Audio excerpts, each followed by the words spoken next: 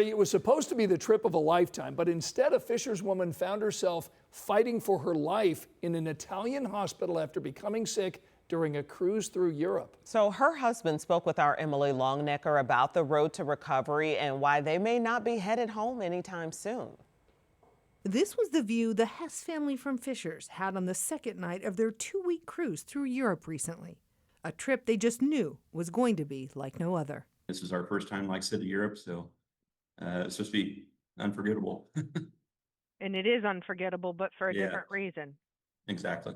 That reason started when Brian Hess says his wife, Kari, started having stomach cramps on day 3 of the cruise. She just didn't know if it was something she'd ate or in Corsica the day before. But when the pain got too bad and Kari went to the medical clinic on board the ship hours later, turns out it was much worse. They said that they thought she was septic. What the Hess family didn't know at the time, though, was that Kari had a perforated bowel. An infection was spreading throughout her body.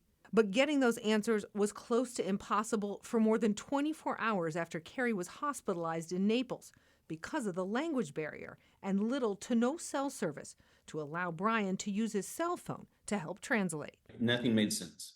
And you're standing there and first of all, your head's spinning because you don't know what your wife's going through. You don't know what the situation is. Finally, with the help of friends back in Indiana who connected Brian with medical professionals who spoke Italian, Brian learned from a doctor at the hospital Kari might not make it.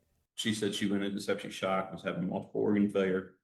And she said the infection had attacked the colon, the stomach, the liver, and the lungs. But 2 surgeries and 2 weeks in ICU later, this was Kari when doctors finally took her off life support. I mean, through our friends, family, coworkers, the prayers, I think a miracle happened. Now, the next step, getting Kari home.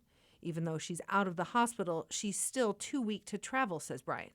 It could be weeks, maybe months, before she can. We're taking it one day at a time. Emily Longnecker, 13 News. So the Hesses did not have travel insurance and say they hope this story convinces others to get it in the future.